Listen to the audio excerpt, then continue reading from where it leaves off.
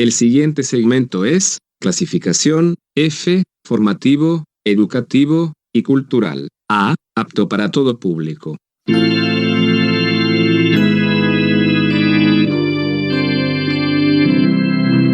Bienvenido a Hora de Estudio Bíblico con nuestro maestro el Dr. Lehman Strauss.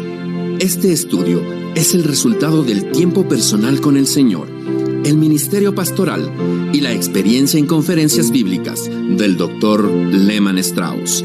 Él nos instruye y alienta con la enseñanza de la palabra de Dios.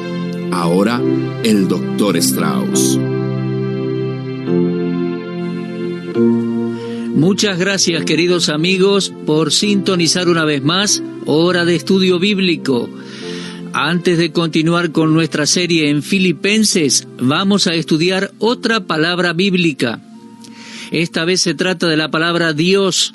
Justo antes de orar y pedir la bendición de Dios sobre este estudio de Filipenses, me gustaría tomar este tiempo para tratar este término tan familiar para nosotros. Viene de la palabra griega theos y generalmente denota una deidad utilizada en la antigüedad. Pero en la Biblia siempre sugiere al único Dios verdadero. En el Antiguo Testamento, Él era el Dios de Israel, y en el Nuevo Testamento, el Dios de la Iglesia, el Dios del cristiano. Siempre se los distingue de los falsos dioses hechos por los hombres por sus atributos únicos. Ahora, un atributo es una cualidad o una característica que se le atribuye a alguien. Y existen ciertas cualidades y características atribuidas a Dios. Solo Dios las posee. Las llamamos atributos esenciales de la deidad. Por ejemplo, Dios es eterno. Deuteronomio 33:27. Él nunca tuvo comienzo. Él nunca tendrá fin. Es eterno y autoexistente. Juan 5:26. Una vez más, Él es inmutable, o sea, no cambia. Números 23:19. Dios nunca cambia, no puede cambiar. Si Él pudiera cambiar, dejaría de ser Dios. En Génesis 17:1 se le llama el Dios Todopoderoso. Todos los dioses que el hombre se hace no son todopoderosos, solo Dios puede ser llamado el Dios Todopoderoso. En Levítico 11:44 y Primera de Pedro 1:16, el Dios de la Biblia se describe como santo. En Juan 17:25, nuestro Señor en su oración dijo que Él era justo, o sea que tiene la razón en todas sus acciones y sus pensamientos. Dios nunca puede hacer cosas malas, ni está involucrado en el mal. De ser así, dejaría de ser Dios. Él es un Dios o el Dios justo. Luego, muchas veces en la Biblia se nos dice que Él es fiel. Por ejemplo, Primera de Pedro 4:19, Deuteronomio 7:9, Primera Corintios 1:9. Él es Dios fiel. Eso quiere decir que es confiable, que es leal. Ninguno de los dioses hechos por el hombre es fiel. Seguidamente se le llama también Dios de gloria, en Hechos 7:2. En Romanos 15:33 es el Dios de paz. En Romanos 15:5, el Dios de la paciencia. En Romanos 15:13, el Dios de la esperanza. En Primera de Pedro 5:10, Él es el Dios de toda gracia. Amigos, este es nuestro Dios, el Dios de la Biblia, el Dios y Padre de nuestro Señor Jesucristo. Él es diferente a todos los otros dioses que el hombre ha fabricado. Qué tremendo privilegio que tenemos de conocer al Dios de la Biblia, de alabar y servir al Dios de la Biblia.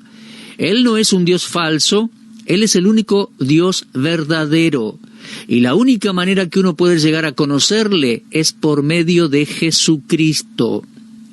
Bueno, hasta aquí nuestro estudio de palabras hoy, considerando la palabra Dios. En nuestro próximo programa vamos a estudiar la palabra Evangelio. Bueno, por favor, tome su Biblia y ábrala en Hechos capítulo 16. Tenemos un par de comentarios más que hacer antes de introducirnos en la epístola misma de Filipenses. Pero primero vamos a orar. Amado Padre, queremos agradecerte por tu bondad y amor para con nosotros, por tu gracia y misericordia que día a día derramas sobre nosotros. Te agradecemos por habernos amado y haber enviado al Señor Jesús a morir por nosotros. Te agradecemos por habernos dado tu santa palabra, la Biblia, y te alabamos, amado Señor, por haber preservado las Escrituras.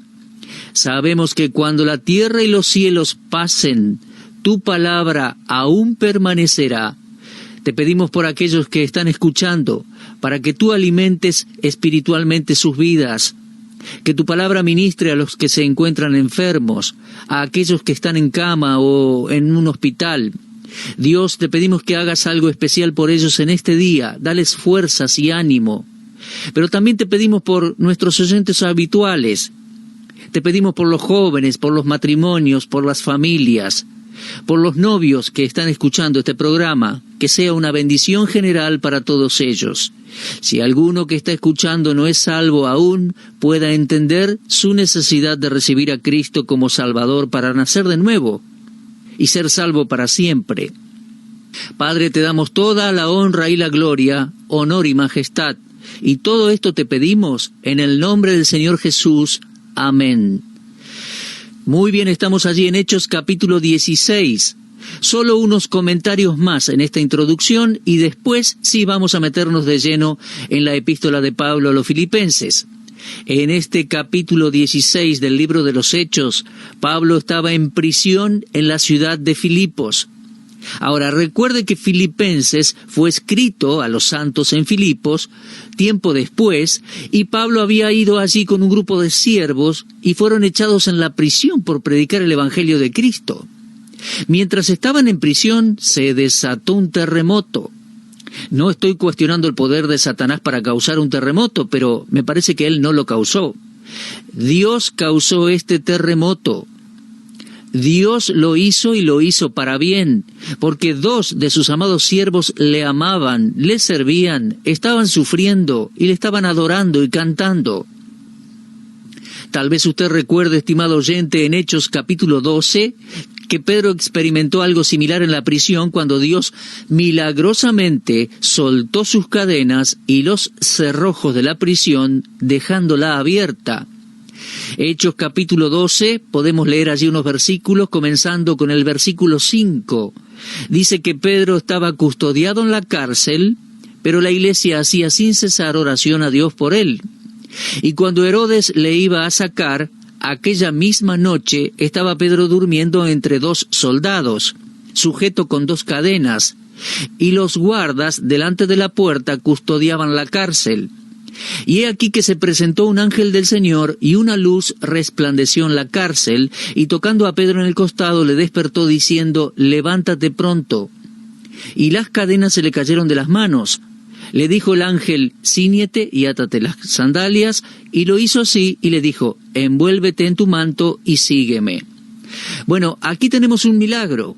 Un hombre en prisión que había servido a Dios fielmente, y Dios lo libró de sus cadenas. Ahora, en capítulo 16, Dios va a hacer algo por sus siervos en prisión, Pablo y Silas, allí en la ciudad de Filipos. Eso no fue un terremoto de Satanás, Dios causó el terremoto. El terremoto despertó al carcelero, el cual con pánico y crisis sacó su espada. Sus primeros pensamientos fueron los de suicidarse, ya que asumió que los prisioneros se habían escapado y que él iba a ser el responsable. Ahora, no voy a decir mucho en cuanto al intento por parte de este hombre de quitarse la vida, excepto que ningún hombre tiene el derecho de quitarse la vida, ya que el suicidio no solo hace un daño al que lo lleva a cabo, sino a muchos alrededor suyo, a otros también. El suicidio nunca resolvió ningún problema. Tuve dos amigos que se suicidaron, y estoy convencido de que no estaban en su justo juicio. Si sus facultades mentales y emocionales hubieran estado intactas, no hubieran hecho algo así. Eso lo tenemos que dejar en las manos del Señor y no debemos juzgar a cristianos que se suicidan. Pero aquí en este pasaje el carcelero estaba por suicidarse. Ahora, la pregunta más vital de esta vida, y la respuesta única de Dios estaban por hacerse muy aparentes, porque al oír la voz de Pablo al carcelero reconoció que se trataba del mismo hombre que había encarcelado. Fíjese que Pablo le dijo al carcelero: no te quites la vida, no te quites la vida.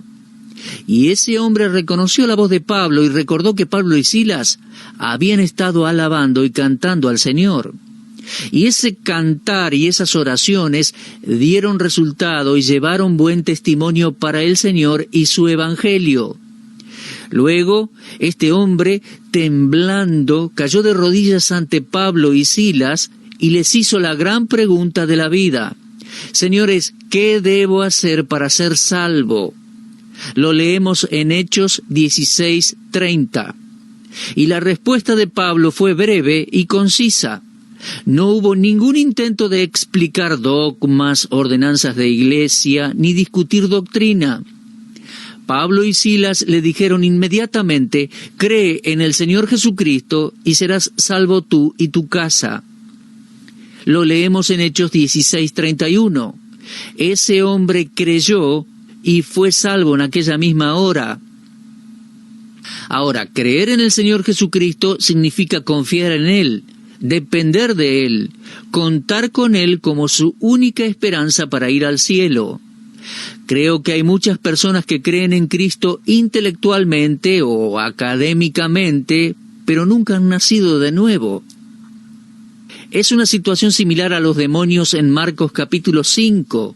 Ellos creían en Jesús, sabían quién era, testificaron que era el Hijo de Dios, pero mis amigos, uno puede tener una fe intelectual y no ser salvo, como esos demonios.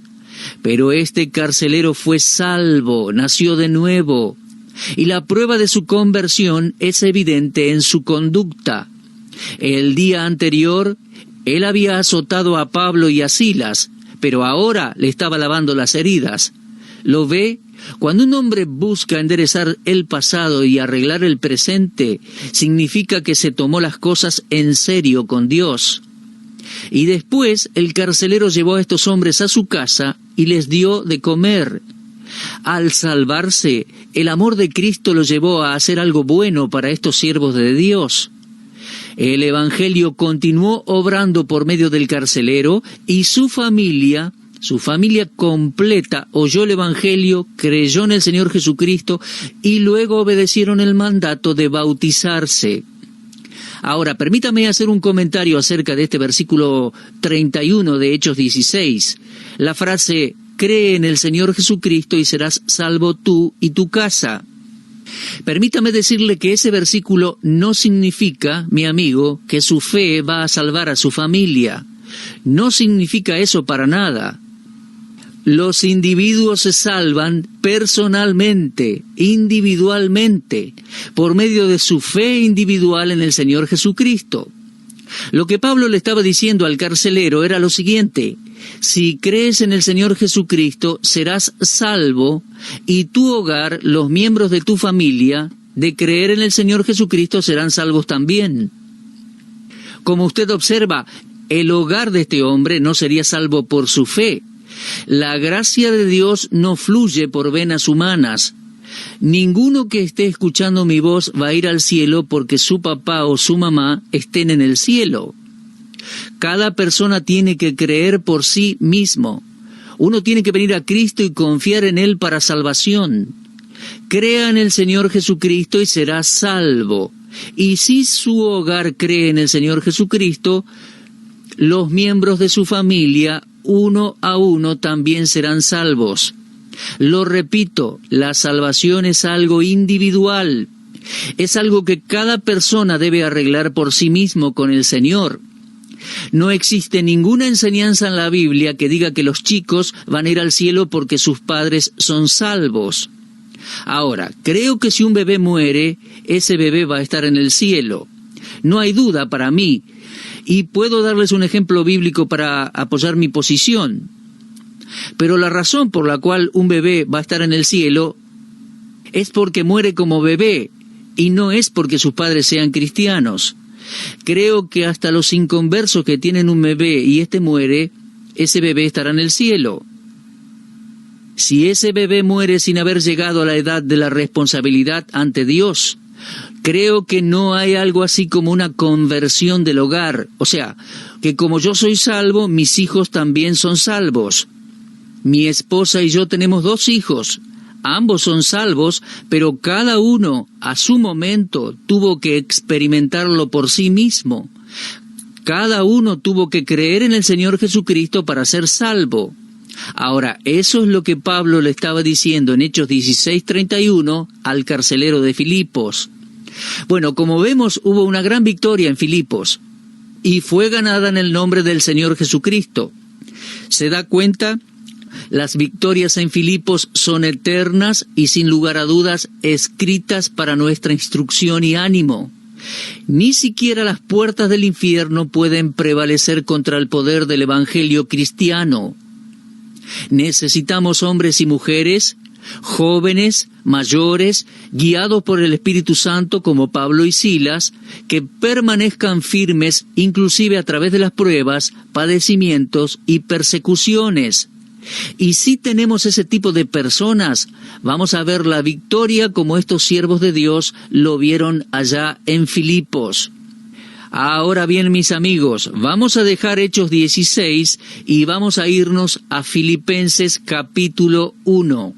Leemos allí, en los primeros 2 versículos, Pablo y Timoteo, siervos de Jesucristo, a todos los santos en Cristo Jesús que están en Filipos, con los obispos y diáconos, gracia y paz a vosotros, de Dios nuestro Padre y del Señor Jesucristo. La introducción a la epístola de Filipenses, tal como las epístolas de Pablo a los romanos y a Tito, presenta al escritor no como un apóstol, sino como un siervo de Jesucristo. Ahora bien, en un número de epístolas, Pablo se presenta como apóstol. Por ejemplo, Efesios 1:1, Pablo, apóstol de Jesucristo por la voluntad de Dios, a los santos y fieles en Cristo Jesús que están en Éfeso. Pero aquí en Filipenses, él se proclama siervo e incluye a Timoteo. Timoteo no necesitaba ser presentado a los filipenses. Recuerde que él fue con Pablo y Silas cuando la iglesia se fundó. Allá en Hechos 16:2, él era bien conocido entre los hermanos. Y cuando Pablo hizo una introducción en esta carta, usó las palabras Pablo y Timoteo, y la gente ya sabía de quiénes se trataba. Timoteo era ese joven que asistió a Pablo en la enseñanza y la predicación de la palabra de Dios, cuando personas se salvaron allí en Filipos y comenzó la fundación de la iglesia. Ahora bien, la palabra siervos aquí nos da la idea de esclavos, y significa que son propiedad de Jesucristo. Cuando un hombre es siervo de Jesucristo, éste pasa a ser propiedad de Cristo. Y este tipo de servicio no acarrea una autoridad. Ahora, en realidad, Pablo, cuando escribe, era prisionero del César en Roma, pero se consideraba a sí mismo prisionero de Cristo Jesús. Lo dice 4 veces en el capítulo 1 de Filipenses. Y esto es lo interesante, amigos, que quiero que vean. 4 veces en el primer capítulo, Pablo se refiere a sus cadenas o prisiones. Véanlo conmigo, versículo 7. Me es justo sentir esto de vosotros, por cuanto os tengo en el corazón y en mis prisiones. En segundo lugar, versículo 13. De tal manera que mis prisiones se han hecho patentes en Cristo en todo el pretorio y a todos los demás. También en versículo 14, la mayoría de los hermanos cobrando ánimo en el Señor con mis prisiones. Y luego en el versículo 16 dice, los unos anuncian a Cristo por contención, no sinceramente, pensando añadir aflicción a mis prisiones. Como les decía, 4 veces en el primer capítulo de Filipenses, Pablo habla de sus prisiones. Pero Pablo no se refiere a sus prisiones en manera de queja o amargura, sino que lo ve como una bendición. Él estaba feliz y se regocijaba. ¿Usted lo entiende?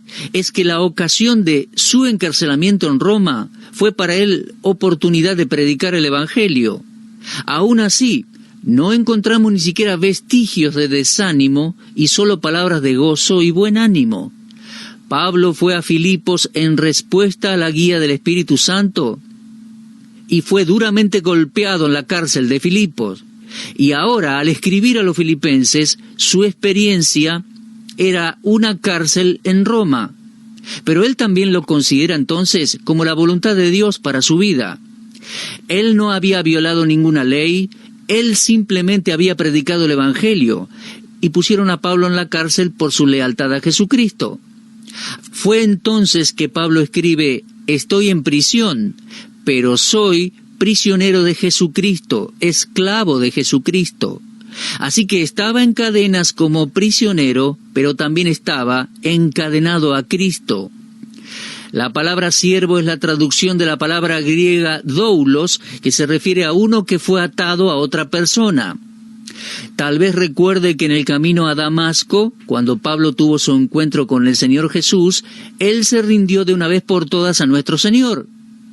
En Hechos 9:6 dice: Señor, ¿qué quieres que yo haga? Por favor, en ese texto de Hechos 9:6, note la palabra Señor. Muchas personas conocen a Cristo como su Salvador, pero nunca se inclinan ante Él y le dicen: Señor, amo, ¿qué quieres que yo haga? La voluntad de Pablo era la dulce voluntad de Dios. Y si Cristo quería que su siervo esté en una celda por un tiempo, ese siervo tendría que estar contento. ¿Y por qué no? Una pared no lo separaba a uno de Dios. Muchas de las obras literarias más grandes de todos los tiempos fueron producidas en una cárcel, en una prisión. Gracias a Dios por esas cárceles y prisiones que nos han dado clásicos literarios así. Ahora, mientras Pablo se encontraba preso, él encontró una figura de su relación con Cristo. Él estaba encadenado, pero no era un esclavo de Roma, era un esclavo del Señor Jesús y se gloriaba en ello.